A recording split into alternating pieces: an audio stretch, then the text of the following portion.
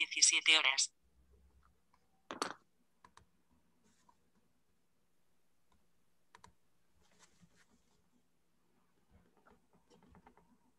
Hola a todos, buenas tardes y bienvenidos a esta jornada sobre el hidrógeno como vector para la transición energética.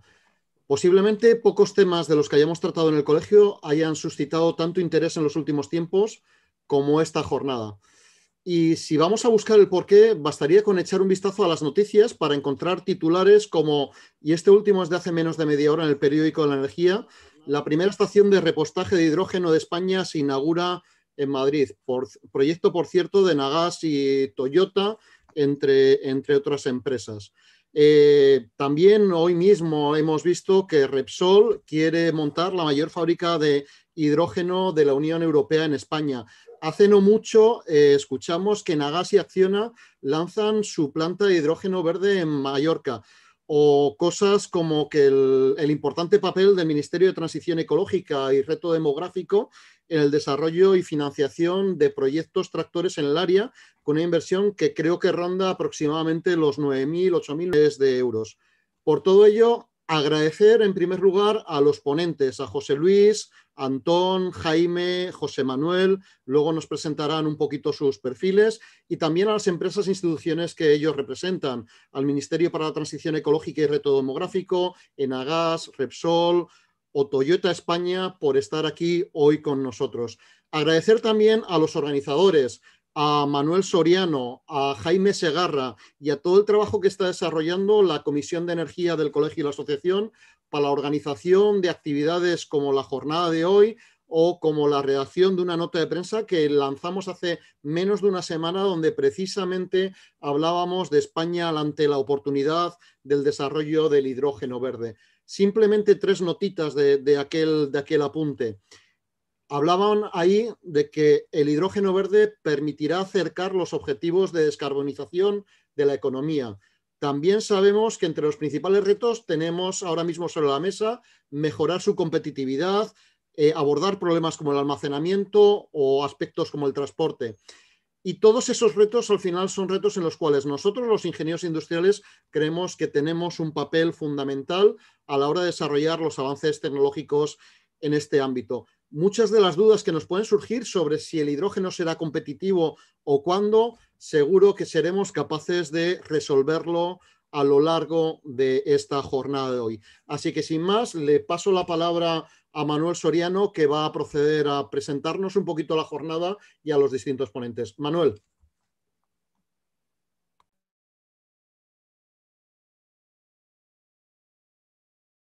Manuel, ponte el audio.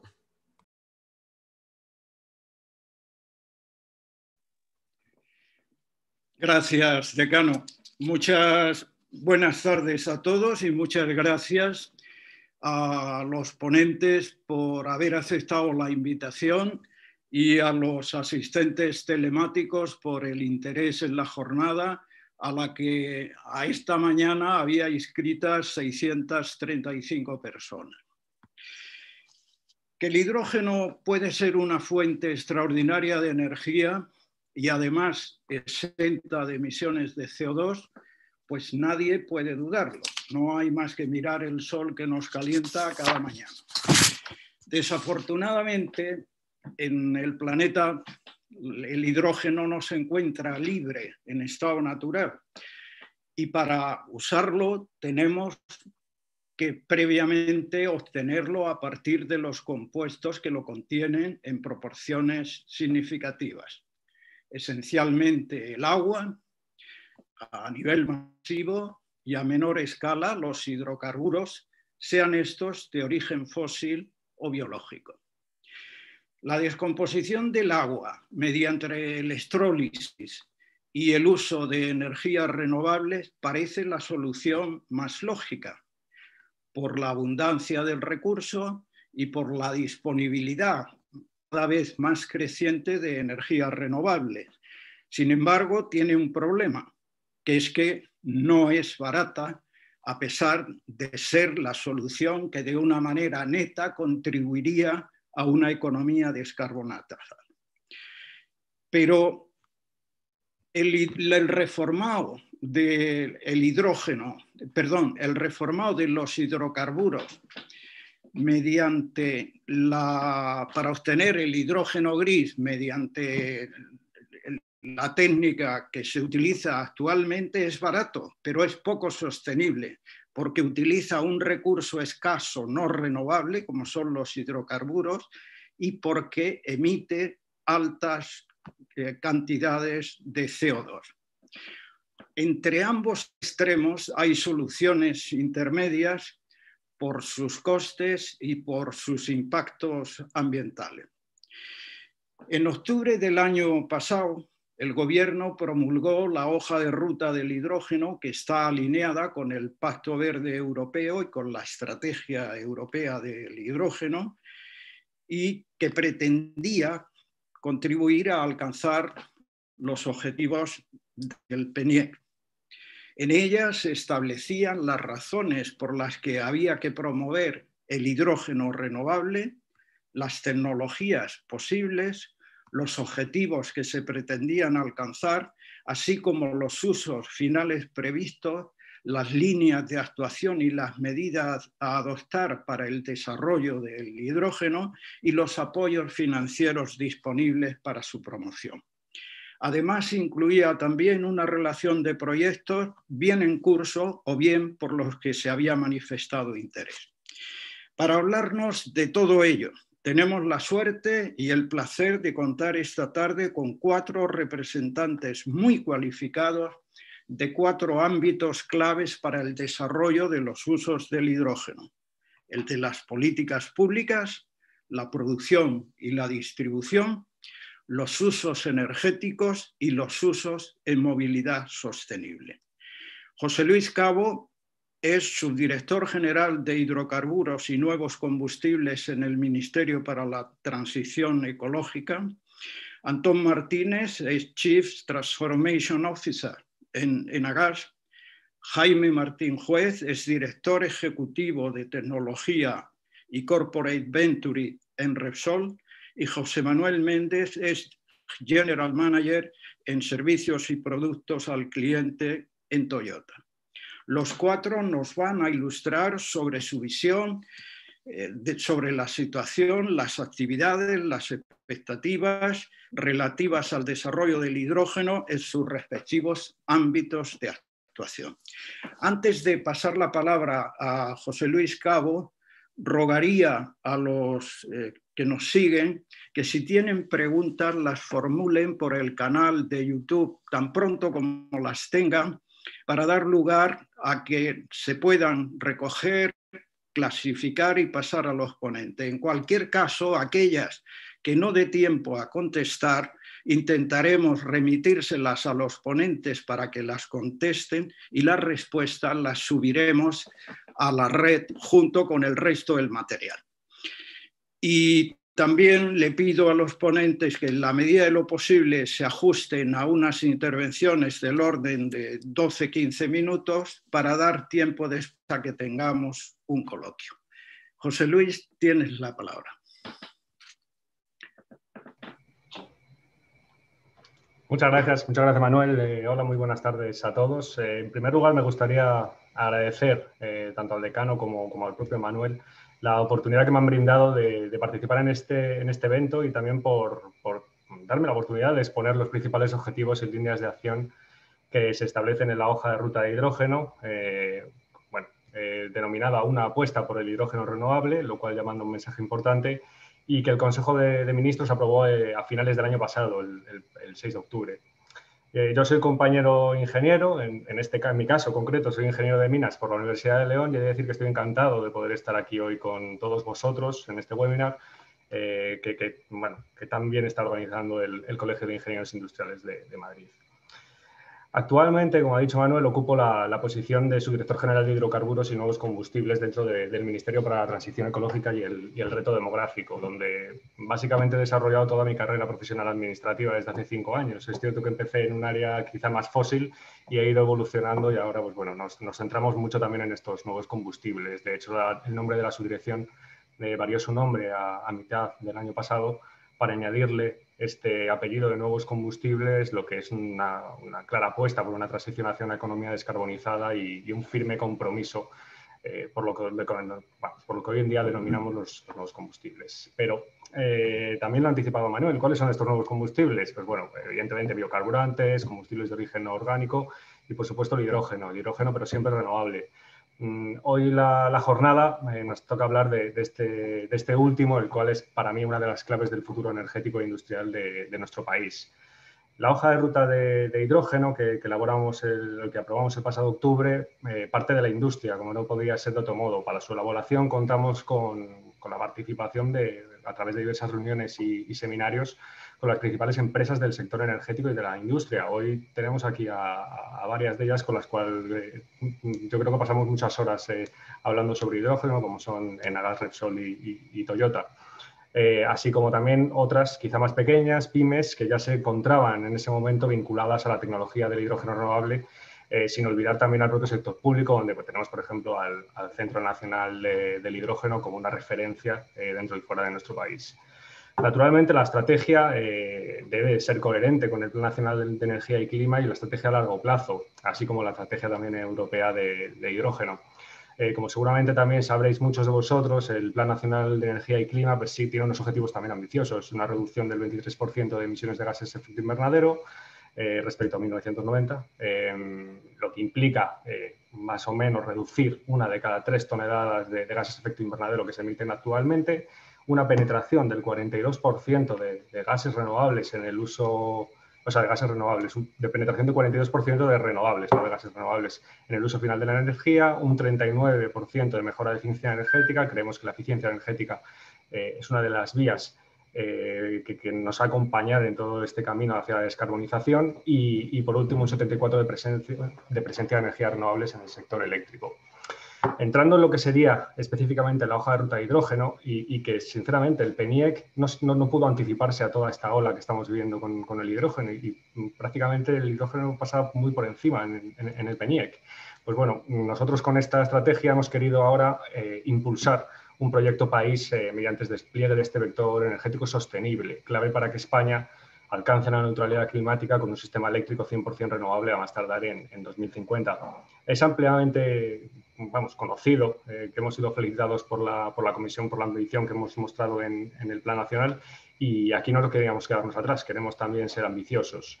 La pregunta clave que yo creo que debemos hacernos para entender lo que estamos viviendo en relación con esta tecnología, que aunque es nueva para nosotros, lleva mucho tiempo alrededor del sistema energético y del sistema industrial, o sea, no es nueva la tecnología, pero para nosotros sí que lo es en este caso. Y la realidad es que el hidrógeno no es una fuente de energía primaria, como lo pueden ser el sol o el viento, sino, como decía antes, un vector, un producto capaz de almacenar energía para posteriormente que pueda ser liberada de forma gradual. Nuestro ministerio no solamente ha impulsado esta estrategia, está impulsando la estrategia de almacenamiento energético, que aborda también un análisis técnico de distintas tecnologías y soluciones para el almacenamiento de la energía.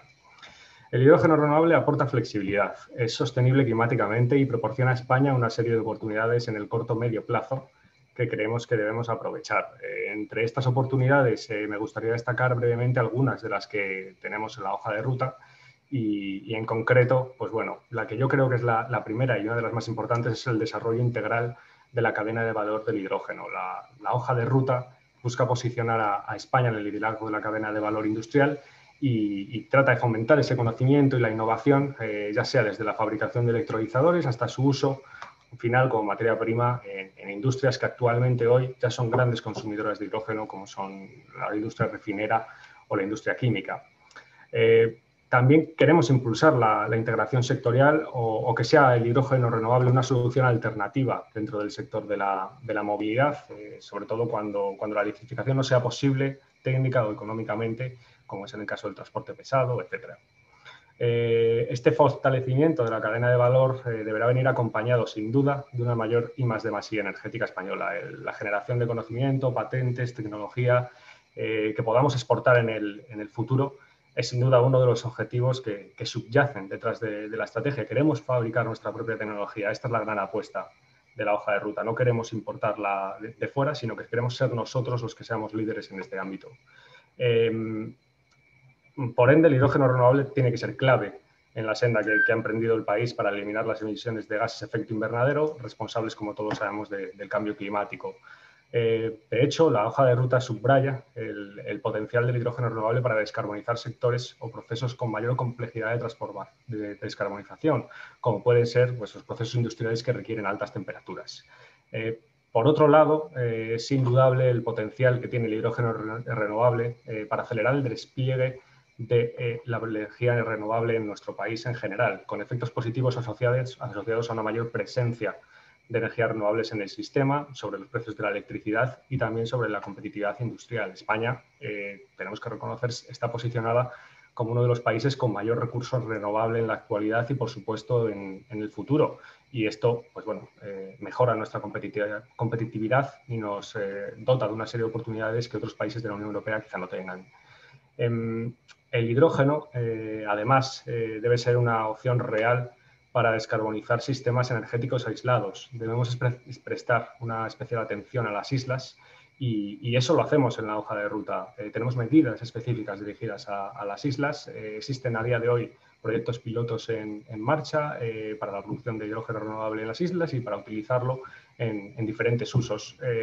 Realmente nosotros vemos que el hidrógeno es una de las grandes alternativas de las islas para descarbonizarse.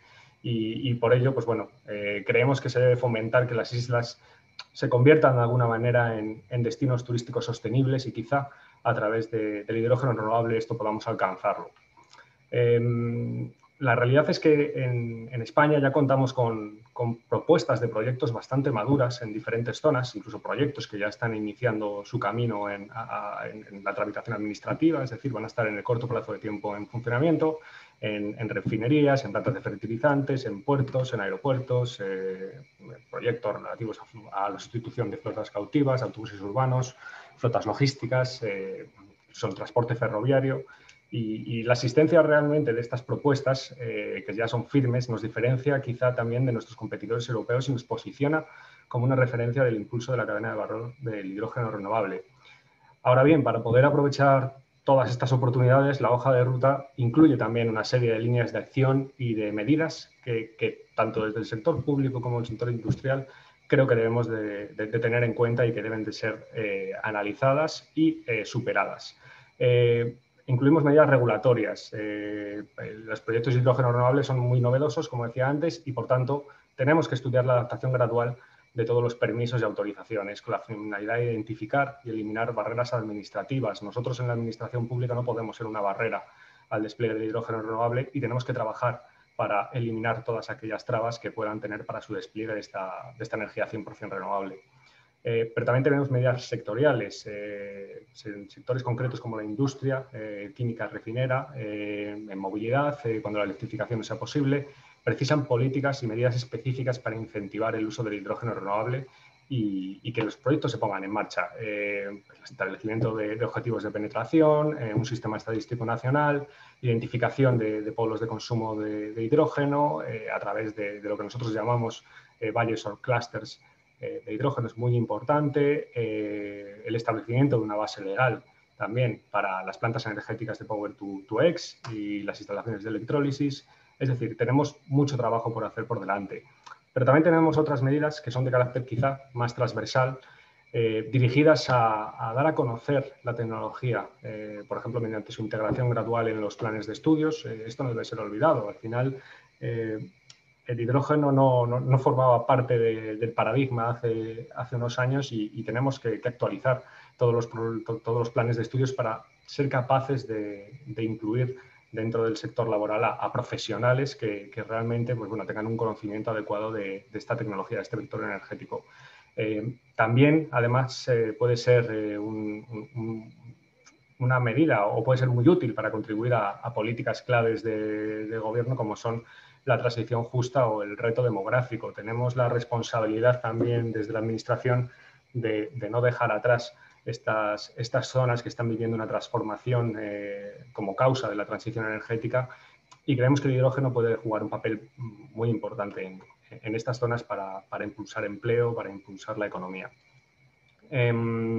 Como decía, todo el desarrollo industrial tiene que ir aparejado de un conocimiento, de una I+D+I.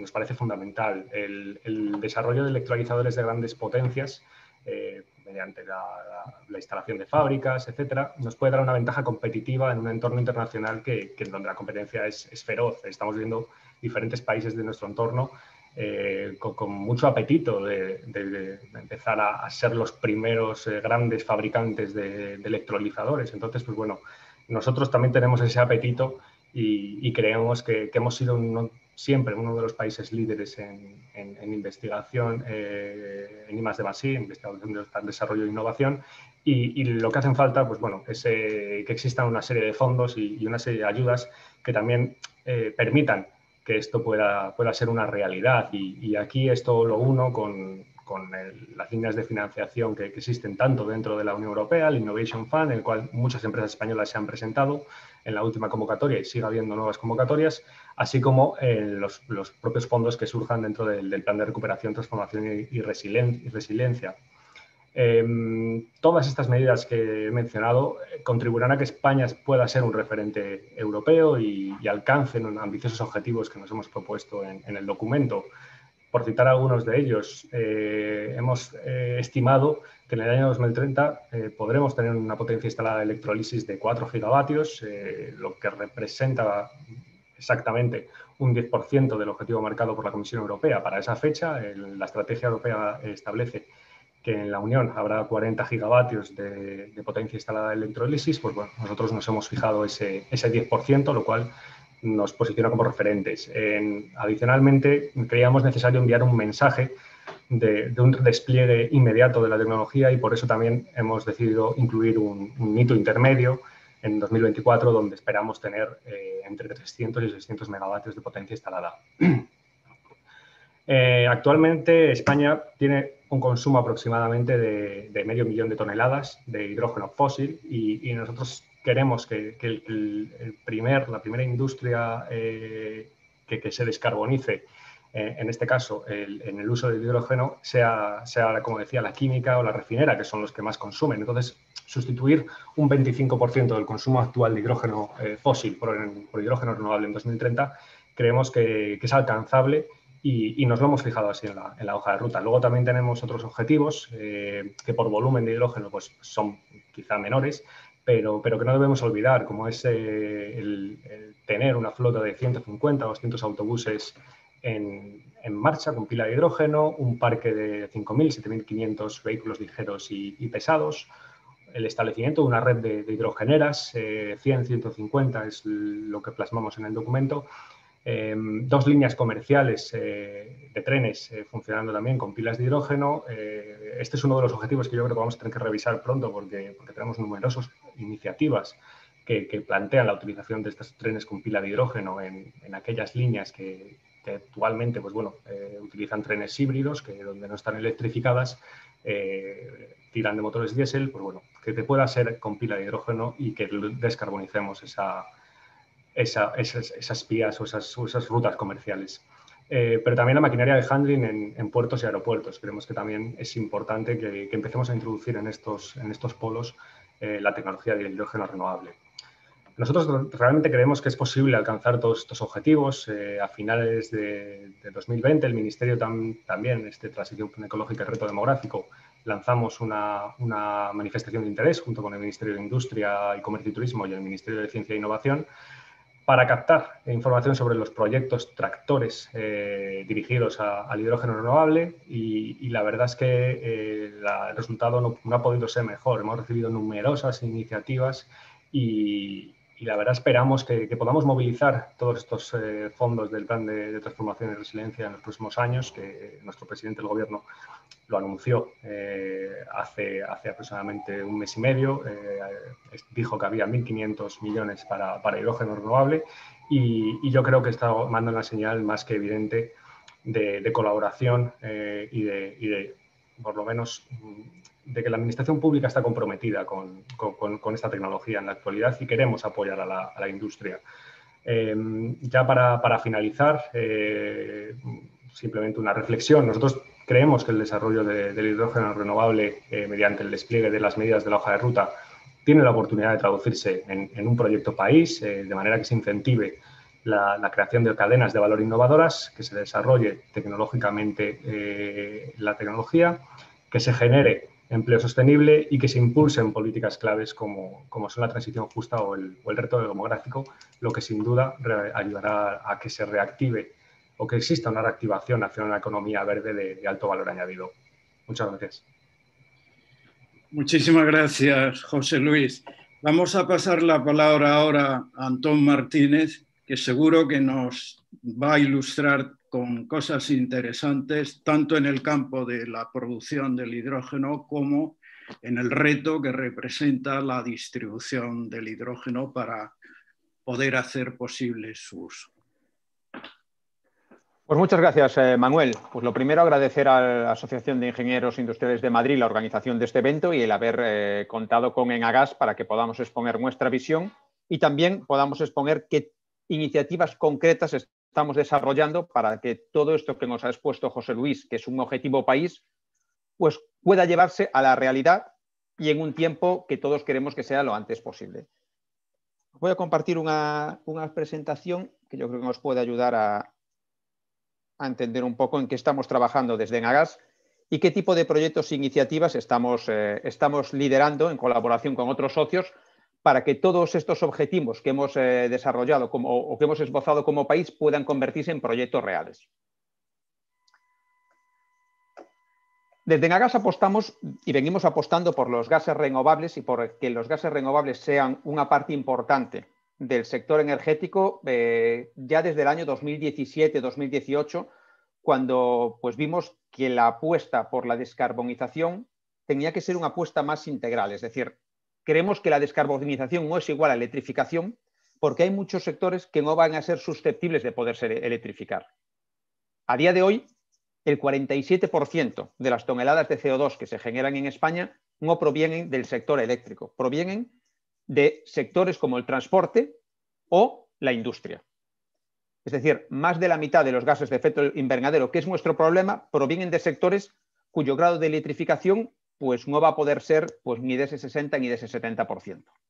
Estos sectores tienen unas necesidades específicas, tanto de generación de calor como de utilización de fuentes de energía en procesos industriales que hacen que la electrificación del 100% de su actividad no sea posible. Y ahí es donde los gases renovables, tanto el biometano y en especial el hidrógeno renovable, por su alto potencial en España, creemos que van a jugar un papel fundamental. Sin entrar mucho en el detalle, porque ya se ha comentado y creo que es un tema que ya ha sido bastante explicado en diversos foros, el porqué del hidrógeno renovable, que es el centro de este foro, el por qué puede jugar ese papel fundamental en la transición energética, principalmente pues porque se genera a través de fuentes de energía renovable limpias, tiene cero huella de carbono y sobre todo tiene numerosas aplicaciones dentro de sectores diversos. Y puede jugar un papel fundamental a la hora de mejorar la integración de las energías renovables eléctricas dentro del sector energético y dar esa garantía del suministro que, como hemos visto en episodios como las de hace unas semanas con la borrasca Filomena, pues estas olas de frío suelen darse y esos picos de demanda eléctrica con épocas donde la generación eólica o la generación fotovoltaica es relativamente baja. ¿Qué quiere decir? Que necesitamos estos vectores que ayuden a que esa penetración de las energías renovables eléctricas sea más eficiente. Y un poco lo que repetía en la introducción, ¿por qué el hidrógeno puede ser un elemento fundamental? Principalmente porque nos va a ayudar a descarbonizar sectores que tienen una difícil electrificación, puede actuar y va a actuar como un almacenamiento energético de esa energía eléctrica renovable que se va a generar y se está generando ya a precios muy, muy competitivos. Y para muestra tenemos la última subasta que ha celebrado Miteco, cuyos resultados hemos visto ayer, que son unos precios pues muy atractivos para el consumidor de energía renovable eléctrica, pero que también dan una señal muy clara de qué cerca tenemos la competitividad de ese hidrógeno renovable que se genera con la energía renovable eléctrica a estos precios tan competitivos. Y eso permitirá un acoplamiento entre sectores, es decir, permitirá que al final el sector eléctrico y el sector del consumo de gas, que a día de hoy son mundos separados, pues este hidrógeno haga que sea un vector de convergencia de ambos sectores. Y luego otro elemento que también consideramos muy importante es el elemento de transición justa, es decir, el hidrógeno y la producción de hidrógeno puede ubicarse en zonas que están viéndose especialmente afectadas por la transición energética, es decir, donde ha habido cierre de minas de carbón o cierre de centrales térmicas, la producción de hidrógeno con su energía renovable eléctrica asociada puede venir a mitigar parte de esa destrucción de empleo asociada pues, al cierre de estas actividades. Con lo cual, estos 4 elementos hacen que a nivel país el vector del hidrógeno renovable sea pues, muy atractivo. Y aquí lo vemos a nivel de esquema, es decir, nos va a permitir utilizar las energías renovables eléctricas, almacenar esos excedentes de energía o esa energía barata y utilizarlo en diversos sectores cuya electrificación pues, es relativamente difícil. Pero vamos a ir a la parte que quería compartir con vosotros. Lo primero es una de las preguntas que siempre salen en todos los foros: ¿cuándo el hidrógeno verde va a ser competitivo contra los combustibles fósiles mayoritariamente utilizados a día de hoy? Pues la pregunta, y yo como buen gallego os voy a hacerlo con otra pregunta, pues depende. ¿Y depende de qué? Principalmente del precio de la energía eléctrica renovable, que vemos que cada vez que hay una subasta bate todas las previsiones. Depende del precio de los electrolizadores, que también están siguiendo una curva de aprendizaje similar a la que siguieron la energía eólica y la fotovoltaica a partir del 2008-2009, y depende del precio de la tonelada de CO2. A día de hoy, pues si alguien está siguiendo el mundo del hidrógeno, que entiendo que muchos lo estáis haciendo, hay más informes del hidrógeno que los que un ser humano es capaz de leer en su vida. Es decir, cada semana o cada 3 días aparece un nuevo informe de analistas, de banca de inversión, de agencias del mundo energético, hablando del hidrógeno verde y su competitividad. La mayoría de los estudios apuntan al 2030 como la fecha mágica donde el hidrógeno verde puede convertirse ya en competitivo, pero nosotros creemos que al final no es tanto intentar acertar con la fecha como que hay consenso de que esto va a pasar, y cuanto más rápido y más coordinados trabajemos, antes pasará en este momento donde esta energía verde sea ya competitiva en mercado. A mí me gusta hacer el símil que el hidrógeno verde pues, está en un grado similar de desarrollo a como estaba la energía eólica o la fotovoltaica en el año 2008-2009, donde generar electricidad renovable era más caro que generar electricidad con carbón, y 10 años después estamos viendo que la gran penetración de las energías renovables no es solo porque nos ayuden a descarbonizar, es porque son la fuente de energía eléctrica más barata. Y creemos que algo similar va a pasar con el hidrógeno renovable. Es decir, esta inversión y esta apuesta, tanto de Europa como de España por esta energía, hará que el desarrollo de los proyectos haga madurar la tecnología y los costes empiecen a caer. Nadie fue capaz de prever lo rápido que cayeron los costes en energías eólicas y fotovoltaica. Y creemos que algo similar puede pasar con el hidrógeno. Pero creemos sobre todo que lo más importante es que el consenso de todos es de que esto va a pasar. Que pase en el 28, en el 30 o en el 31, pues hacer predicciones a 9 años vista, la probabilidad de equivocarse es segura. Con lo cual, para nosotros lo importante es tener en cuenta cuáles son los drivers que van a mover la competitividad de ese hidrógeno. El precio de la energía eléctrica quizá es el más importante, y ya hemos visto el resultado de la subasta que hizo ayer Miteco, que es muy, muy, muy positiva para todo este debate que estamos teniendo hoy. Vale. Voy a ir, para no consumir el tiempo, más a la parte de proyectos y que estamos haciendo desde Enagás. Ya en octubre del 2018 en Enagás veíamos que el despliegue del hidrógeno iba a ser un vector energético importante en Europa, y ya presentamos una iniciativa pues, en colaboración con varios socios españoles y con Italia a la Unión Europea como candidato a proyectos de interés común de la Unión Europea, lo que se llaman los IPCEIs. De tal manera que empezamos a posicionar a España en el mapa del hidrógeno como uno de los países con mayor potencial, junto con Italia, de ser tanto productores de hidrógeno como canalizadores de potencial hidrógeno que se pueda producir en zonas de elevado recurso energético, y posicionar a España como un hub de generación y transporte de hidrógeno renovable. Os diría que todo esto fue antes del boom del hidrógeno renovable como potencial apuesta de Europa. Desde ese año 2018 hemos ido desarrollando en colaboración con socios proyectos concretos que pudieran armar esta iniciativa de proyecto global de posicionamiento de España como potencial país de generación y futura exportación del hidrógeno. Un ejemplo claro es el proyecto que estamos desarrollando en Mallorca con Acciona. Este proyecto, no siendo un proyecto de gran volumen en cuanto a tamaño de electrólisis instalado, creemos que es muy importante por dos aspectos. Uno, ha sido el primer proyecto que ha sido capaz de movilizar financiación de la Unión Europea a un proyecto de hidrógeno en el sur de Europa. Históricamente, todas las financiaciones de la Unión Europea a proyectos pioneros de hidrógeno habían recaído en países como Francia, Holanda o Alemania. Y trabajando en colaboración las entidades privadas con las entidades públicas y siendo capaces de aglutinar un consorcio que está formado por 29 empresas, pues en un proceso competitivo presentamos este proyecto en Europa y fue considerado el mejor proyecto de valle de hidrógeno en una isla en competencia con otros 13 países. Y esto es un poco, para nosotros, una muy buena señal de cara a Europa de que en España somos capaces, cuando colaboramos las empresas y las instituciones públicas, de presentar proyectos tan buenos o mejores que los que presenta Holanda, Francia o Alemania. Y esto fue un proceso competitivo donde se sacan unas puntuaciones y este proyecto recibió 10 millones de euros de financiación a fondo perdido, que es lo que nos permite adelantarnos un poco a esa curva tecnológica de aprendizaje y de caída de costes que prevemos en los próximos años y nos permite tener realidades ya. Este proyecto está liderado por Enagás y Acciona, pero veis aquí el mapa de socios de toda la propuesta que hemos hecho a la Unión Europea, que es de 29 socios.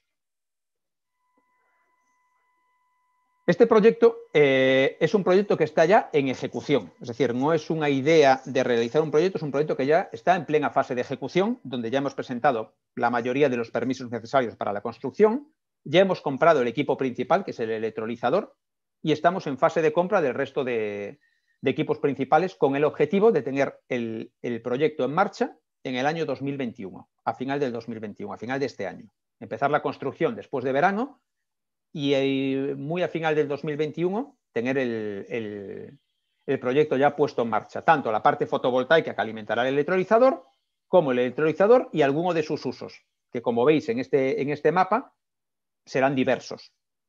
Intentarán cubrir pues, la mayoría de los aspectos que se cubren en la hoja de ruta del hidrógeno, en este caso salvo la sustitución de hidrógeno gris, porque en Mallorca no hay consumo de hidrógeno gris. Pero sí va muy ligado a ese concepto de independencia energética en isla que puede dar el hidrógeno en estos sistemas energéticos de isla que son relativamente distintos a los de la península. Entonces, creemos que es un proyecto, pues para nosotros en volumen, quizá no tan importantes como los que hemos presentado en la manifestación de interés, pero sí importante desde el punto de vista de aprendizaje y de posicionamiento de país delante de la Unión Europea, para que vean que cuando recibimos una ayuda somos capaces, además de ganar la ayuda, de ejecutarla en tiempo y plazo y poner este proyecto pionero en servicio en un plazo muy retante, pero realista. Y también creemos que es importante el poner en valor las infraestructuras que tenemos existentes en España. En España tenemos una red de 12.000 kilómetros de gasoducto que está disponible para la inyección de hidrógeno en estas primeras fases de despliegue del hidrógeno verde como vector energético.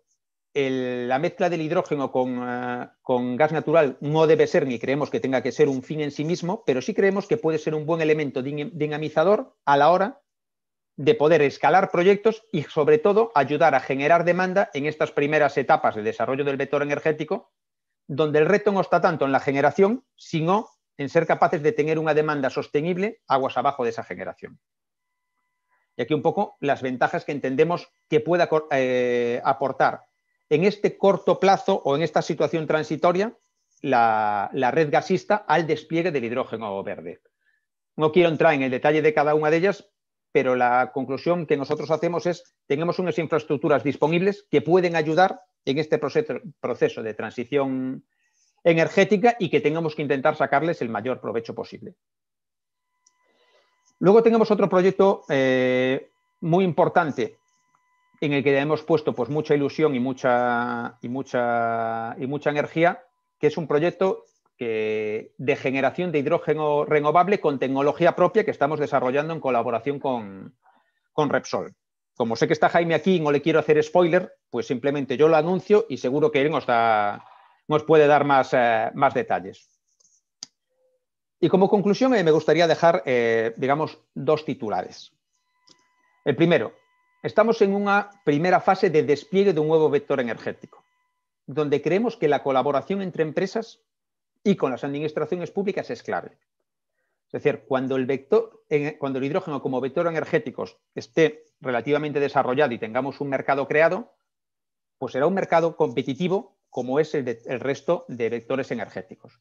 Pero esta primera fase, nosotros estamos convencidos de que para llevarla a cabo con éxito debe ser una fase colaborativa. Nosotros en nuestros proyectos, en todos los proyectos que estamos desarrollando, estamos trabajando con socios. Nunca lo hacen a gas solo.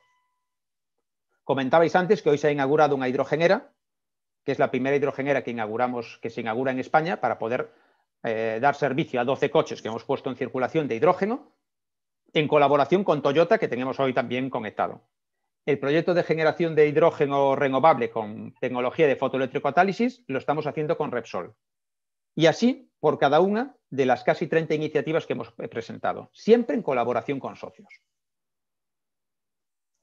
Y el segundo elemento que me gustaría recalcar es la necesidad, y eso también lo comentaba tanto antes Manuel como César, de hacer llegar, y José Luis, el hidrógeno a la sociedad. Es muy importante que el hidrógeno, además de ser un proceso industrial, que es un objetivo de los destacados en la hoja de ruta, quizá uno de los más importantes de sustitución de hidrógeno gris, hay muchas medidas que, aún no siendo tan importantes en volumen, nos permiten hacer llegar ese despliegue de hidrógeno verde a la sociedad. Y, por ejemplo, la movilidad es uno. El tener vehículos circulando por Madrid de hidrógeno acercan el hidrógeno a la gente.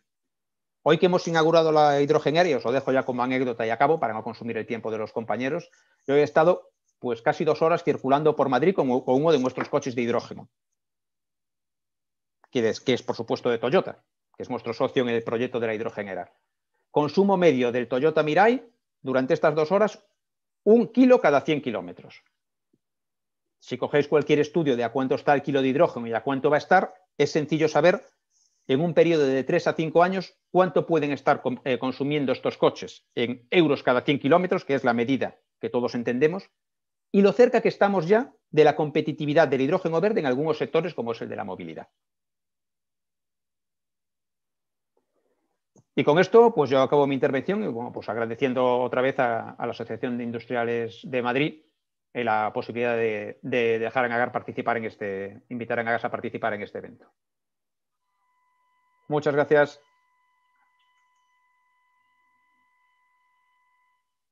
Antón, muchísimas gracias. Y voy a pasar la palabra a Jaime Martín Juez. Bueno, hablar de Repsol en el tema del hidrógeno, pues yo creo que es una obviedad porque a través de las manifestaciones que cada día vemos, especialmente de su consejero delegado, Yosuyo Imaz, pues habla del compromiso de esa compañía en el desarrollo de esta tecnología. Pero seguro que Jaime lo puede hacer mucho mejor y podemos aprender con su intervención. Mejor que mi consejero delegado no creo, pero voy a intentar, bueno, al menos estar a la altura. Muchísimas gracias, Manuel. Y muchísimas gracias a la Asociación de Ingenieros Industriales de Madrid por darnos la oportunidad de también exponer nuestro punto de vista y además encontrarme con tantos amigos que yo creo que estamos en el mismo propósito.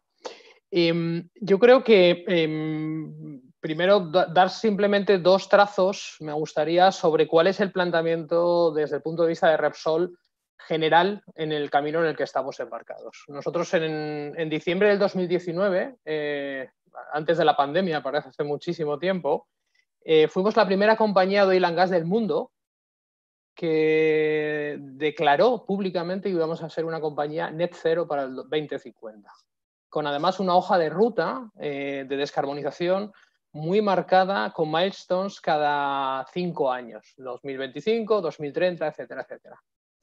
Uno de los elementos fundamentales de esa hoja de ruta, en en ser una compañía multienergética que está en toda la cadena de valor. Somos una compañía de energía renovable, somos una compañía que almacena energía, somos una compañía que quiere tener y distribuir multitud de diferentes combustibles, como luego comentaremos. Es el planteamiento de la estrategia desde el punto de vista de neutralidad tecnológica. Es decir, nosotros siempre hemos pensado que y consideramos que para ir más rápido, ser ambiciosos en el planteamiento de la lucha contra el cambio climático, hay que poner en juego todas las tecnologías y no introducir ningún tipo de sesgo desde el punto de vista de preferencias de ningún tipo, ¿no? Y dejar que las tecnologías en sí mismas lleguen a una curva de costes marginales competitivas adecuadas. Creemos que el marco que ha dado la Administración española, el impulso que ha dado la Administración española con respecto al vector del hidrógeno es realmente ambicioso y es muy positivo. Es muy positivo el soporte, la ayuda que estamos viendo, la recepción que estamos viendo en cuanto al planteamiento general de lo que supone el hidrógeno como vector. Y tenemos claro que si nosotros ahora mismo, doy algún dato, nosotros producimos y consumimos el 72% del hidrógeno de este país. Y queremos seguir siendo un actor muy relevante a nivel energético. Queremos seguir proporcionando energía y capacidad de movilidad a todos los consumidores. Y para eso es fundamental pensar, primero, como lo decía muy bien Antón, proyectos de hidrógeno renovable. No solo de hidrógeno electrolítico, sino también aprovechar todas aquellas oportunidades que podamos tener al alcance de la mano desde el punto de vista de gas, que pueda ser renovable y que pueda utilizarse, independientemente de que pueda existir en algún caso algún problema desde el punto de vista de fuente, no fuente, de su escasez, etcétera, etcétera. Pero tenemos que apostar por tratar de maximizar las oportunidades allí donde existan de este tipo de utilización. Tenemos que tener en cuenta que en el caso del hidrógeno electrolítico, el 75% de su coste es el coste de energía eléctrica. Y se ha mencionado que ese coste de energía eléctrica está bajando de forma rápida, pero quedan muchos eslabones en la cadena para que eso sea un precio competitivo en una industria que, por ejemplo, y se ha mencionado, en la industria petroquímica, pero también la de fertilizantes. Es decir, en la industria que utiliza el hidrógeno 24/7, todos los días del año, de una forma y que tiene que tener un factor de ininterrumpibilidad importante, tiene que tener ese factor de seguridad. En el caso, por ejemplo, por dar otro dato, nosotros tenemos un coste de hidrógeno ahora mismo en los steam reforming de nuestras refinerías de 1,5 euros por kilo de hidrógeno. El hidrógeno generado en electrolitos actuales está hablando de unos 5,3. Ese puente de coste hay que verlo de diferentes maneras. Primero, estamos tratando de acelerar el desarrollo de una industria como es la de los electrolitos, de los electrolizadores, casi 10 años. Es decir, antes Antón me enseñaba unas gráficas, decía, no sé lo que vamos a hacer, ni cómo vamos a llegar, no puedo anticipar eso cuándo será y si será dentro de 10 años, 8 o 7. Estamos tratando de acelerar eso y vamos a poner todo lo que signifique hacer eso. Y eso significa generar clústeres como estamos haciendo en Bilbao, en Petronor, utilizando de ancla el consumo que tenemos en nuestras refinerías. Eso significa hacer clústeres en Cartagena, utilizando también de ancla todo el consumo que tenemos en nuestras refinerías. En Portugal, en nuestras plantas petroquímicas. Es decir, es fundamental incidir en la economía local, en las pymes, en los proveedores, en los suministradores, en las cadenas de montaje, en todos aquellos que pueden proporcionar valor, no solo en la cadena, en el planteamiento del electrolizador en sí mismo, sino todos los que tienen que integrar luego ese hidrógeno en la propia refinería, en la propia planta, en la propia generación desde el punto de vista renovable.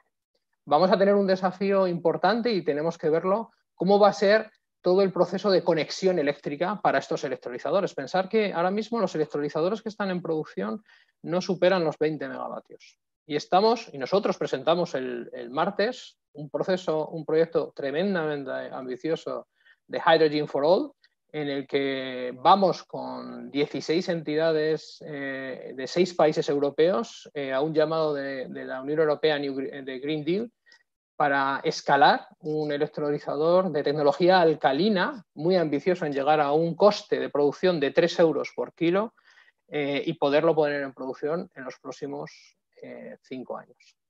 Estamos hablando de que Repsol tiene una ambición de poner en producción 400 megavatios para el 2025 y de 1,2 gigavatios para el 2030. Y para ello tenemos que, como bien decía Antón, trabajar en todas las tecnologías. No solo estamos hablando de los electrolizadores, también estamos hablando en el concepto de aproximación tecnológica amplia, estamos hablando también de otro tipo de tecnologías con patente española, con ambición de desarrollar industria en España, de colaboración con la academia, de colaboración con las pymes, como decía anteriormente. Y ahí tenemos el proyecto que él ha mencionado de fotoelectrocatálisis, que es una alternativa tecnológica que va a nivel de desarrollo tecnológico quizás 2 pasos por detrás de los electrolizadores, pero que nos puede dar una ventaja competitiva con respecto a otros países.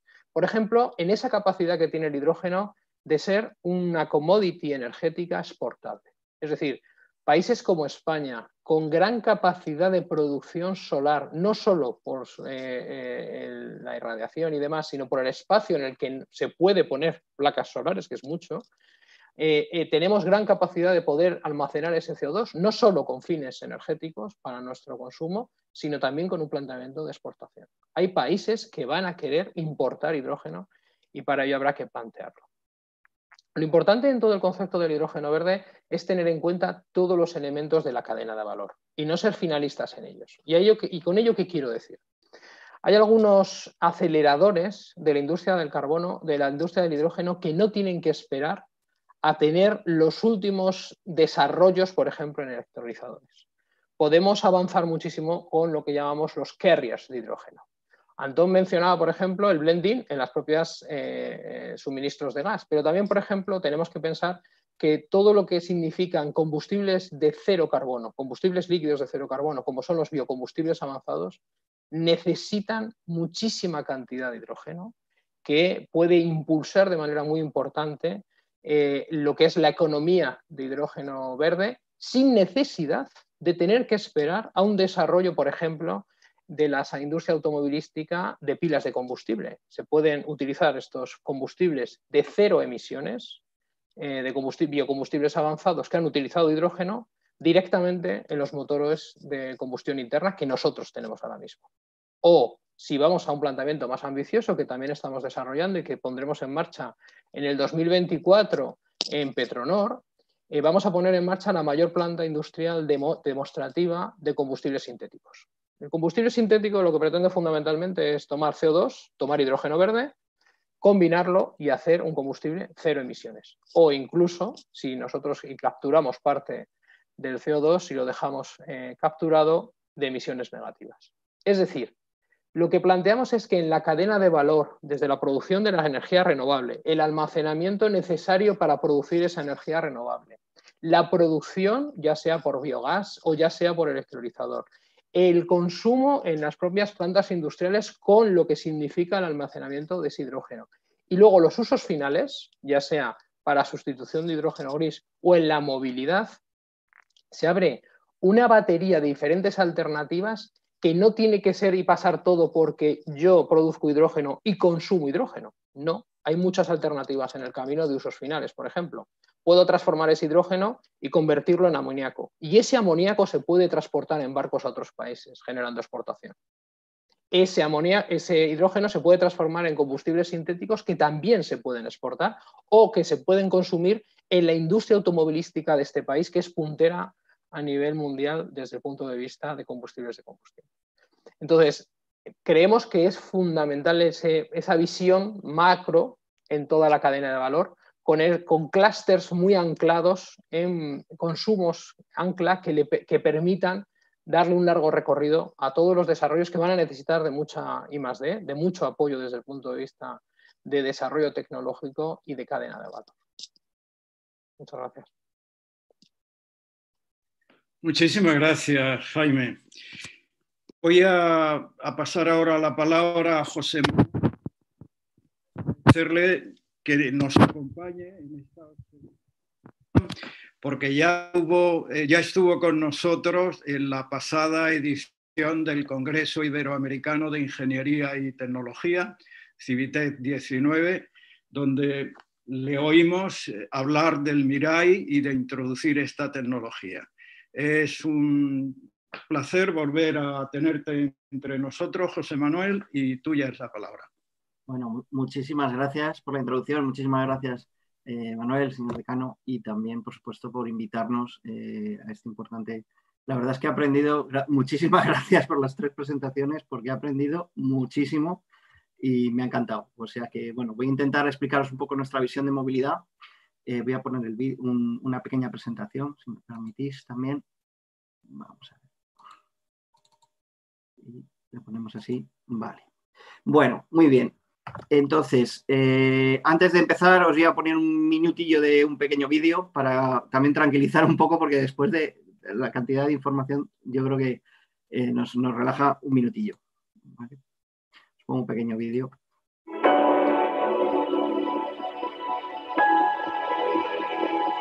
Toyota no es solo uno de los mayores fabricantes de automóviles del mundo, sino el referente a nivel de movilidad sostenible. Hoy en día, la compañía es líder mundial en modelos electrificados, con más de 15 millones de automóviles híbridos eléctricos vendidos en todo el mundo y más de 300.000 unidades en España. La hoja de ruta de la electrificación de Toyota, con la vista puesta en una sociedad sin emisiones de CO2 en 2030, arrancó hace más de 25 años con el nacimiento de la tecnología híbrida eléctrica. Esto demuestra el compromiso de Toyota para combatir el cambio climático, minimizando las emisiones de gases de efecto invernadero, CO2, a la vez que las emisiones de gases contaminantes, NOx y partículas, que afectan directamente a la salud de las personas. Emprender acciones para afrontar el cambio climático es una cuestión apremiante en todo el mundo.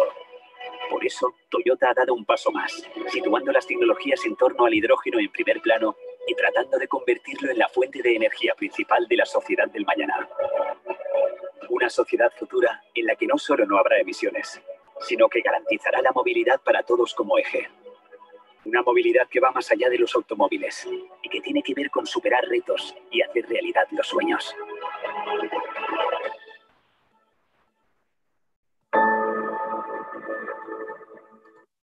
Vale, bueno, yo os voy a contar una pequeña historia antes de hablar del hidrógeno, porque me parecía bastante interesante, porque, bueno, pues los que llevamos muchos años en este sector y en Toyota en concreto, pues es como que esto del hidrógeno lo habíamos vivido un poco antes, ¿no? Por supuesto a diferente escala, porque los vehículos híbridos no hay que cargarlos de otro combustible diferente, pero un poco aquello de la novedad, pues de una tecnología completamente nueva, pues yo personalmente ya lo viví. Este pequeño diagrama es un poco consecuencia de lo que se estaba hablando en Japón en el año 1992, a primeros del año 92 y antes incluso de la cumbre de Río, pues ya en Japón había una preocupación enorme porque se creía que el mundo acababa en el año 2000, o sea, el mundo como lo conocíamos, ¿no? Los atascos, el consumo energético, etcétera, ¿no?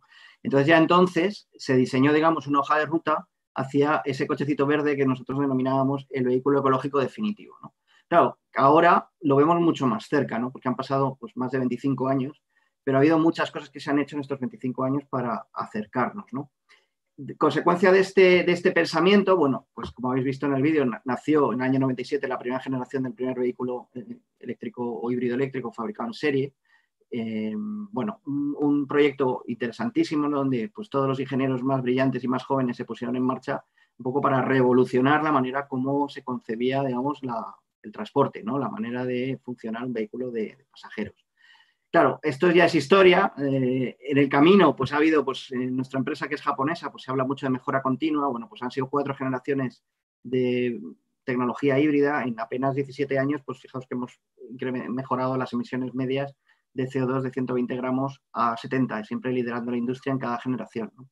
Entonces, evidentemente dices, bueno, son muchos años, como decía el vídeo, 15 millones de vehículos, muchísima experiencia, ¿verdad? Adquirida y sobre todo nos pone un poco delante, ahora ya en 2021, delante de lo que está por venir. Y lo que está por venir, y esto es una predicción de una fuente muy reputada, lo que nos está diciendo es que en los próximos 10 años los vehículos electrificados van a tener un crecimiento enorme. Dentro de los vehículos electrificados, pues ahí podéis ver en verde los vehículos de pila de combustible y de electricidad de batería, ¿no? Eléctricos puros. Pero si nos fijamos en lo rojo, lo que realmente va a crecer para sustituir el parque son los vehículos híbridos. Es decir, electrificados en menor o mayor escala, pero electrificados, que van a ir quitando poco a poco de las ventas de vehículos nuevos a los vehículos no electrificados, ¿no? De gasolina y diésel convencionales. Como digo, esto son predicciones, luego ya veremos lo que pasa. Sí que es cierto que cuantos más vehículos eléctricos se habla, si no hay capacidad instalada, pues más se reducen los mercados y por tanto también pues aparecen problemas, ¿no? Desempleo, fábricas cerradas, etc. Entonces tenemos que ir haciendo toda la transición de una manera lo más ordenada posible. Entonces, pasada esta pequeña introducción que os quería hacer, os voy a indicar un poco ahora en qué está trabajando, en este caso Toyota, que es la empresa a la que represento, ¿no? Lo primero, bueno, pues después de la cumbre de París en 2015, pues nosotros editamos, digamos, nuestro desafío medioambiental. Nuestro desafío medioambiental no es a 2030, es a 2050. Pero en este desafío a 2050, pues nuestro reto es llegar a cero emisiones tanto en vehículos nuevos como en el ciclo de vida, como en las fábricas y, por supuesto, reducir el consumo de agua, optimizarlo y construir una sociedad que se base en el reciclaje y en armonía con la naturaleza. Todo esto es muy bonito, dices, bueno, qué bien queda en el papel, pero verdaderamente, y no hay más que ir a cualquiera de nuestras fábricas, esto está en marcha, esto se está poniendo en marcha en el día a día, ¿no? Desde pintar las plantas completas, todas las paredes exteriores en pintura fotocatalítica, a muchísimas soluciones que están ahora mismo patentadas para el tratamiento de agua, etc. ¿Qué pasa? Que todo este rollo que os he contado de introducción, pues tiene mucha ventaja a nivel estratégica, ¿no? Es decir, la tecnología, toda la inversión, 15 millones de vehículos, nos da la experiencia es un poco como, nos permite acelerar el desarrollo sobre todas las nuevas formas de propulsión, digamos, que van a venir en los próximos tiempos. Porque para nosotros, y esto sí que es muy importante, el futuro es multitecnológico. No hay una tecnología que se va a imponer. Y yo muchas veces, pues cuando hablo, por ejemplo, en nuestro sector, ¿no? Esta reunión es multisectorial, pero nosotros que vivimos dentro del mundo del automóvil parece que siempre es como una pelea, ¿no? ¿Quién va a ganar, ¿no? La electricidad o el hidrógeno, ¿no? Y no es así realmente. Son complementarias, son formas complementarias. Sobre todo hay que pensar que, bueno, pues, digamos, el futuro no acaba en 2030, ¿vale? Tenemos que ir poco a poco aumentando la sostenibilidad, creando nuevas formas de transporte más sostenibles, ¿no?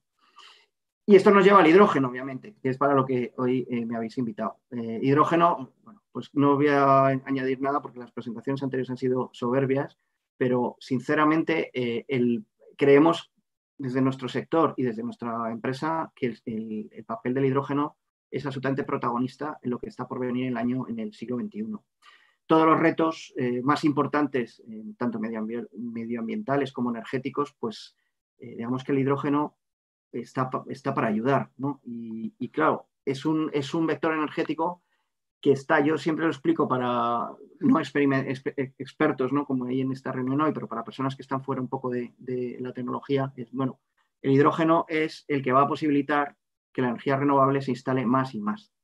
Porque al final es muy complementario con la energía renovable, ¿verdad? Y lo que al final nos va a permitir es cambiar totalmente la vida del planeta, descarbonizar. Descarbonizar en nuestro sector, desde luego el transporte es clarísimo, pero bueno,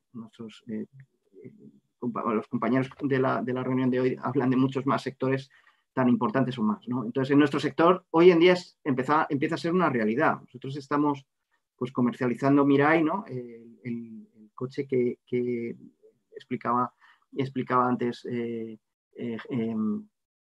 que hay una flota de 12 unidades, ¿no? Ya andando en Madrid. Desde marzo de 2015 se lanzó, pero tenemos ya la tecnología montada en autobuses, en trenes, en camiones. Hay incluso una gran flota de vehículos de servicio público en la ciudad de París y muchas más cosas que están por venir, ¿no? Porque al final, bueno, pues incluso en competición, ¿no? Todo el mundo está hablando de que el Dakar dentro de muy poquito, el Rally Dakar, pues se hará con vehículos de hidrógeno, ¿no? Ya se están, de hecho, poniendo las bases. En fin, todo esto me lleva, porque yo voy un poquito de prisa ahora, pero nos llega a deciros que el segundo Mirai acaba de empezar la producción. No ha llegado todavía a Europa, pero está al caer, vamos, en un par de meses lo tendremos circulando por las calles. Y digamos que estamos en los comienzos y ya estamos hablando de vehículos con un nivel tecnológico francamente bueno, y no solamente a nivel de lo que le ofrece al cliente, sino de lo que cuesta, ¿no? Porque no es más caro ya de lo que es un vehículo convencional equivalente. Claro, realmente es el segundo Mirai producido en serie, pero hay una historia de 28 años fabricando prototipos y estudiando un poco las principales dificultades de la pila de combustible para el transporte, ¿no? Es verdad que, bueno, ahora llegamos a un vehículo como veis ahí, pues unas características muy concretas. Ahí veis un poco la foto de cómo está distribuido con sus 3 depósitos de hidrógeno, acumulando ya la experiencia pues, de 11.000 unidades que se han fabricado. Y sobre todo, y esto es muy importante, con una pila de combustible que es escalable. Es decir, ya no solamente la vamos a montar en los vehículos, sino que se puede montar, de hecho se está montando ya en autobuses. La flota, por ejemplo, que va al Ayuntamiento de Barcelona este año lleva nuestra pila de combustible, o, pues, como decía antes, ¿no? En proyecto, por ejemplo, de un tren o en barcos, etcétera. Son componentes, como digo, de última generación, un montón de, vamos a decir, novedades que permiten pues, la miniaturización, por ejemplo, de la pila de combustible. Una pila de combustible que antiguamente, pues no hace mucho, yo recuerdo estar en reuniones donde se hablaba, pues oye, la pila de combustible de un autobús, pues costaba 900.000 euros, ¿no? Entonces ahora estamos hablando de pilas de combustible de un coste muy bajo para la potencia y vamos a decir, el volumen que ocupan, ¿no? El peso que tienen, ¿no? También tecnologías únicas a la hora de construir depósitos, esos tanques de presión a 700 bares que poco a poco se irán extendiendo en la industria, ¿no? Por supuesto, los vehículos que están saliendo al mercado de pila de combustible son vehículos híbridos al final, porque disponen también de una batería para permitirles gestionar la tracción, igual que hacemos con los motores de combustión. Aunque los vehículos de pila de combustible se hablan de vehículos eléctricos al final porque son 0 emisiones y no tienen... Pero la gestión electrónica es como si fuera un vehículo híbrido. Vale. Os iba a decir una cosa muy curiosa, simplemente, pero que hace también reflexionar, ¿no? Y es que estos vehículos, bueno, pues ahora mismo se está trabajando incluso a nivel legal para llegar incluso a poder certificar este tema, ¿no? Que son vehículos de emisiones negativas en el sentido de que a nivel de polución limpian el aire por el que van. Es decir, van por el interior de una ciudad y gracias a porque la pila de combustible es un dispositivo que necesita hidrógeno de alta pureza y un oxígeno limpio, ¿no? Para poder generar el agua en la pila de combustible. Entonces, necesita un sistema de filtrado muy avanzado que permite, ya digo, que si entra aire pues, con contaminantes, pues se limpia en estos filtros, ¿vale? Y esto también pues, es esencial. Nuestra curva de aprendizaje, y la misma que tuvimos con ese Prius que os he puesto en la primera diapositiva, pues la estamos teniendo en los vehículos de hidrógeno. Y esto es fundamental, porque está muy bien decir voy a hacer, pero ahora la verdad hay que hacer, y hay que vender, y hay que adquirir la curva de experiencia. Esta producción que digo que acaba de empezar en enero de la segunda generación de Mirai, pues nos está multiplicando la capacidad de producción por 10. Es decir, en vez de hacer 3.000 unidades al año, podemos hacer 30.000 unidades al año. Cual, pues imaginaos, en solo 6 años, que ¿no?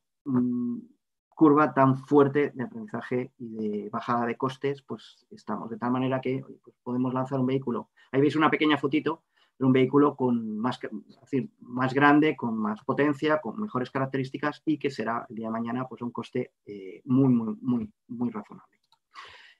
Y retos, ya voy terminando. Bueno, retos fundamentales ya se ha dicho en las presentaciones anteriores, pero es evidente que aquí estamos todos juntos, estamos de la mano, no hay, incluso entre los propios fabricantes de automóviles, en este caso, o de vehículos de transporte, también estamos haciendo grandes acuerdos entre nosotros, porque obviamente esto tiene unos costes importantes que es bueno compartir.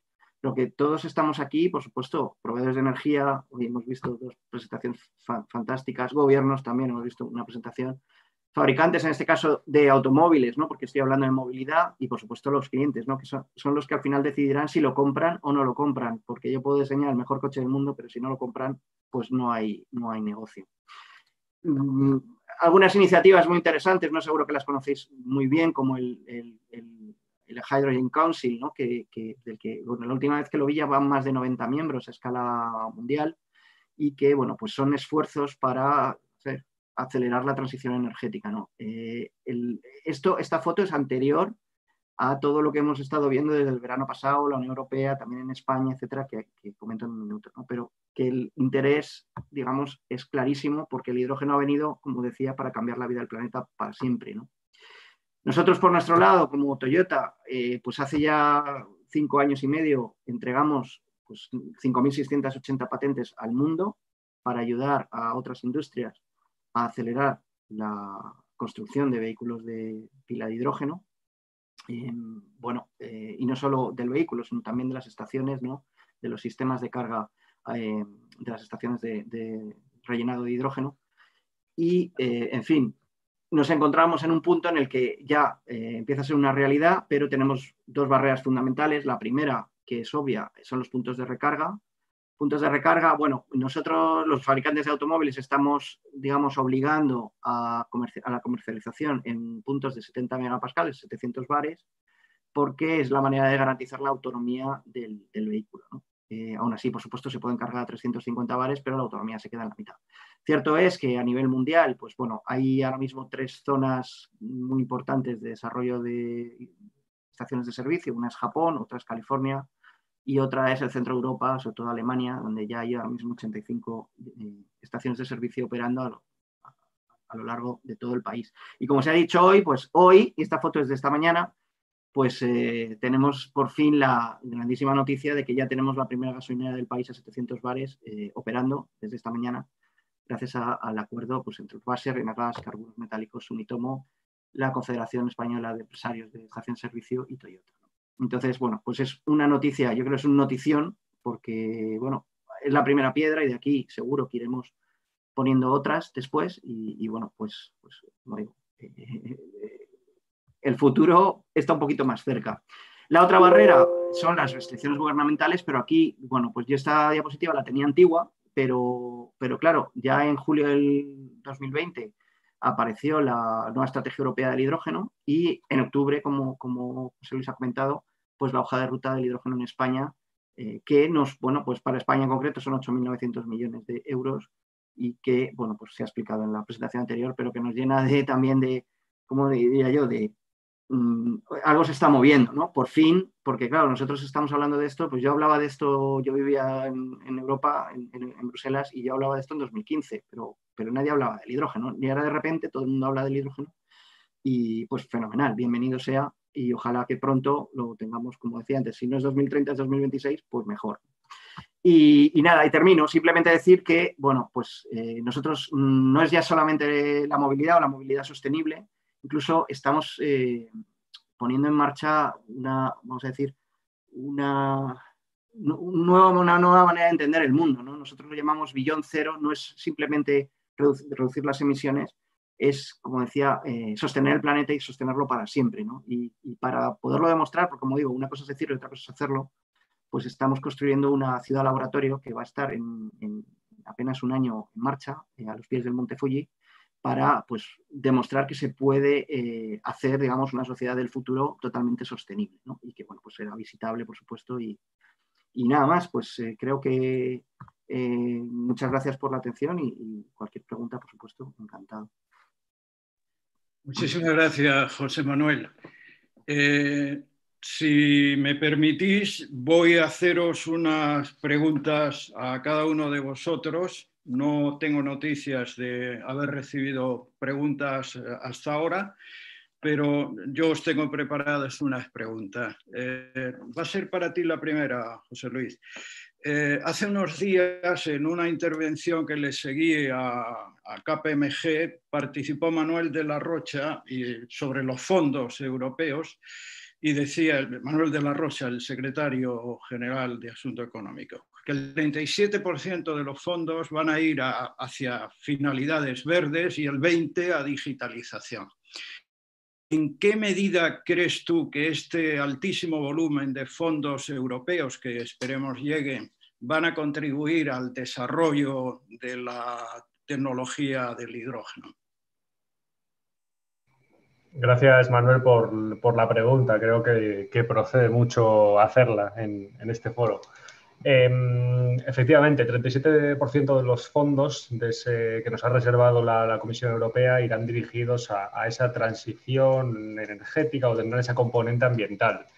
En este caso, al hidrógeno le corresponden aproximadamente 1.555 millones de euros. Estos 1.555 millones de euros van a jugar un papel fundamental los próximos 3 años porque, ya lo sabemos, la Comisión Europea nos da 6 años para hacer uso de estos fondos del Next Generation Fund y nosotros somos más ambiciosos, queremos movilizarlos en los 3 primeros años. Entonces, una vez que tengamos las herramientas, los instrumentos creados para poder movilizar estas ayudas, pues de la forma que sean, pues seremos capaces de dar ese impulso también desde el sector público a la tecnología del hidrógeno renovable. Y yo creo que aquí hay un compromiso firme. Si antes la hoja de ruta se mencionaban 8.900 millones de euros de inversión pública-privada para alcanzar los objetivos de 2030 que nos hemos fijado ahí. Pues bueno, yo creo que estos 1.555 millones es un buen punto de partida para ayudar al despliegue y lograr superar todas esas barreras y todos esos diferenciales de coste que tanto Jaime como Antón nos han explicado también hoy de que el hidrógeno verde o el hidrógeno renovable todavía no es competitivo con el hidrógeno gris. Pues bueno, estos fondos lo que quieren es superar esta barrera y poder anticipar décadas el despliegue y el desarrollo de esa tecnología en España. Muy bien.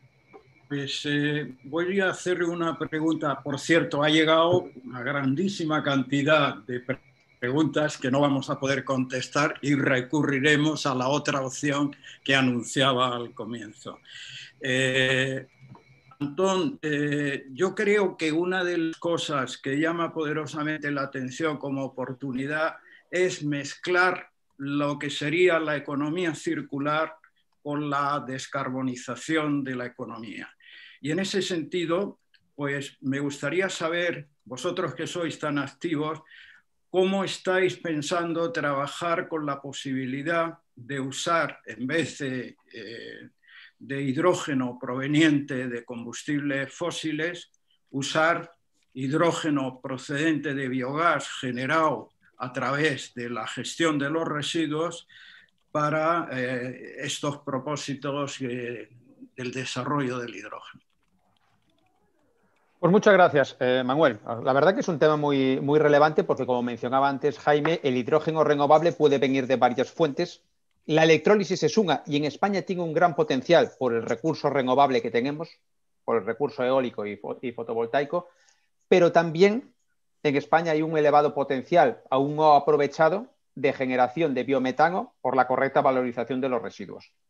Aquí os diría casi es un tema más de correcta valorización de residuos que energético, porque al final el biometano tiene un tope que se puede generar y el IDAE lo calculó entre 20 y 34 tegavatios hora año, que es aproximadamente un 10% de la demanda gasista en España, pero a día de hoy esa valorización es prácticamente cero. Solo hay una planta en España que genera biometano, conectada a la red gasista desde el año 2008. Y por una serie de razones España no ha evolucionado como el resto de países a la hora de valorizar ese biometano. En Enagás hemos presentado pues, una batería de proyectos que tenemos en desarrollo para intentar reverter esa situación, que haya biometano disponible en el mercado y que ese biometano pueda ser utilizado en los steam reforming actuales para producir hidrógeno, que también es renovable porque el gas del que proviene es renovable. Entonces, lo primero, desarrollar esos proyectos que nos permitirán, generar el hidrógeno renovable, pero sobre todo lo más importante, que la valorización de los residuos sea la adecuada y que esos residuos dejen de emitir el metano a la atmósfera, que es muy contaminante, y lo podamos canalizar adecuadamente y sacar provecho de él. Por lo cual, una parte de los proyectos que hemos presentado al Ministerio son proyectos para generar biometano, cuyo aprovechamiento futuro entendemos que una parte importante será para generar hidrógeno renovable. Muchísimas gracias. Yo creo que es una gran oportunidad. Tengo una pregunta también para Jaime Martín Juez, que yo creo que está muy en línea con lo que su compañía está haciendo, y ya él ha hablado de la primera planta de combustibles sintéticos en Petronor.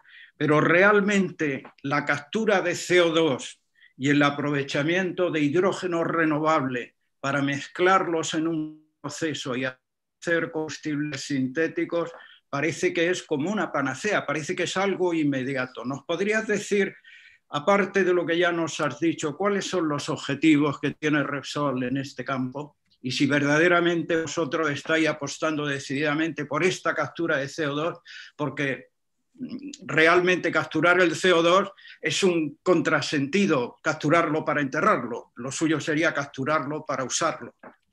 ¿Qué nos puedes decir? Vale, me vas a permitir que utilice tu pregunta para contestarla, pero adicionalmente dar un planteamiento un poco más amplio.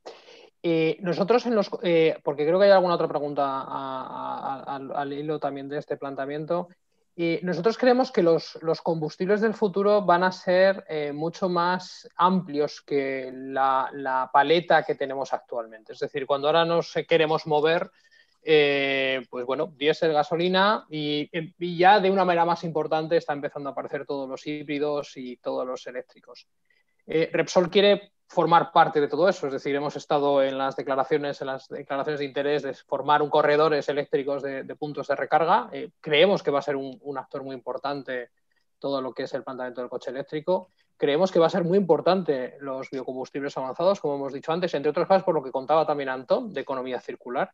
Creemos que va a ser muy importante el coche de hidrógeno y cada uno de ellos tiene un reto logístico especial. No es lo mismo hacer logística capilar a la estación de servicio del hidrógeno, tiene sus desafíos importantes y sus costes importantes, que hacerlo de biocombustibles avanzados o que, lo que estamos viendo ahora mismo, poner puntos de recarga de carga ultra rápida en las diferentes ciudades y corredores.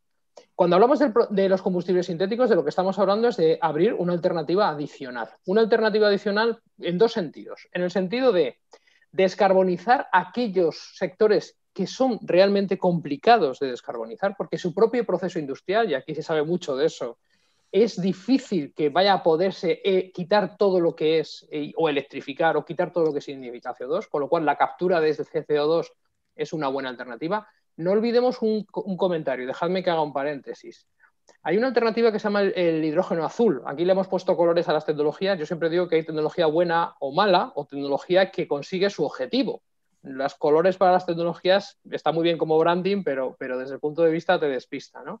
El hidrógeno azul es una apuesta muy potente por parte de Dinamarca, de Holanda y de Alemania. Es decir, capturan directamente aquellas emisiones que se producen en los steam reforming actuales y descarbonizan ese proceso. Dicho eso, en los combustibles sintéticos, que tenemos que introducir todo lo que significa las plantas de Fischer-Tropsch, plantas de upgrading para poder hacer y sacar los combustibles, por ejemplo, combustibles sostenibles para la aviación y que no emitan antes de que o durante llega la alternativa del hidrógeno como un planteamiento realmente pragmático para esa solución. Los combustibles sintéticos lo que te hacen es descarbonizan capturando ese CO2 y con la producción de hidrógeno te producen estos combustibles. Tienen dos ventajas. La logística que puede utilizarse es la que ya tenemos. No hay que hacer inversiones adicionales de ningún tipo.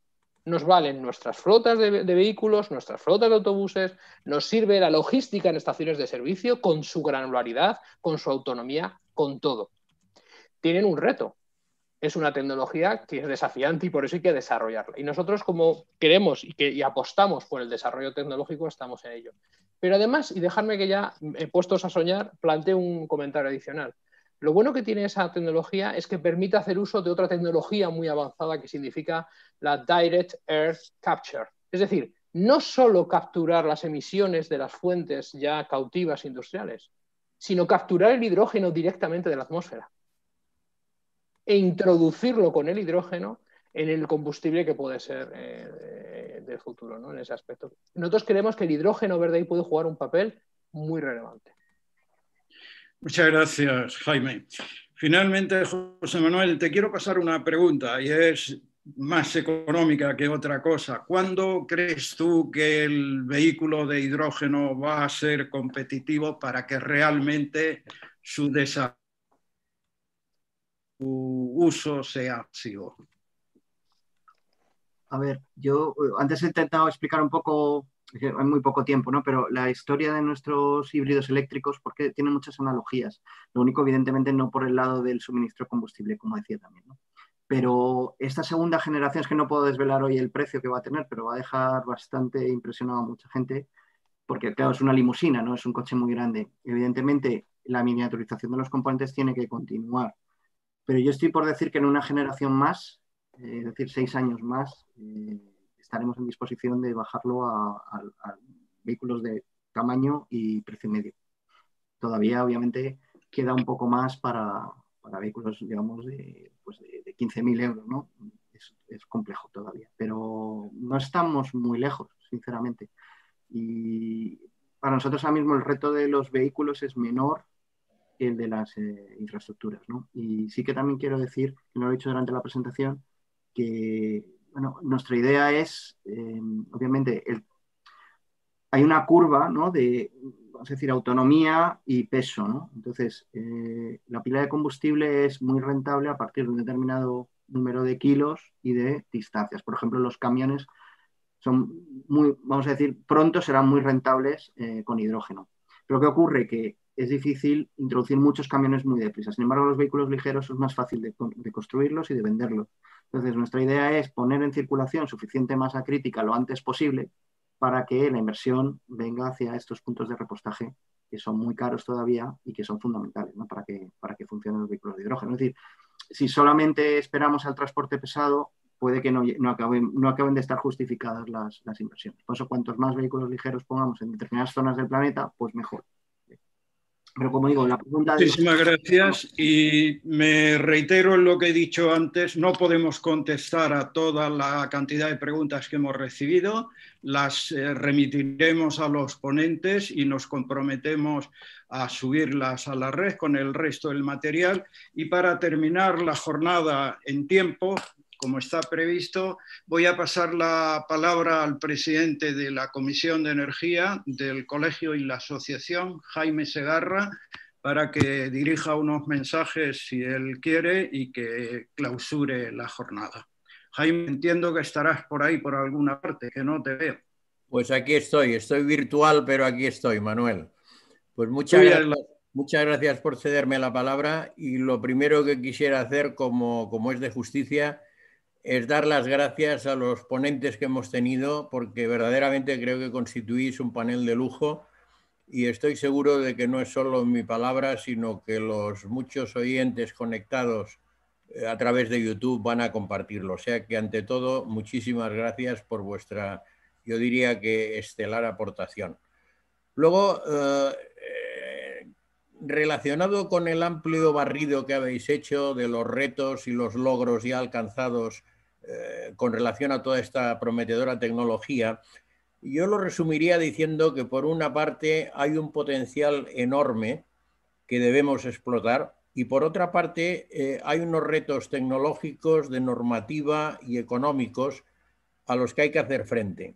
Todo ello, en mi opinión, da lugar a un desafío que está lleno de alicientes y que, sinceramente, esperamos que motive y movilice a las empresas, a la administración y a la ingeniería industrial, con todas sus capacidades, para llevar a buen puerto estos retos y colaborar dentro del marco general proporcionado por nuestra administración, para que nuestras empresas posicionen a España como un actor puntero en esta nueva tecnología, aprovechando que estamos ahora en el momento inicial, que es el momento realmente de alcanzar ese papel que creo que nos corresponde y que debemos entre todos colaborar a conseguir.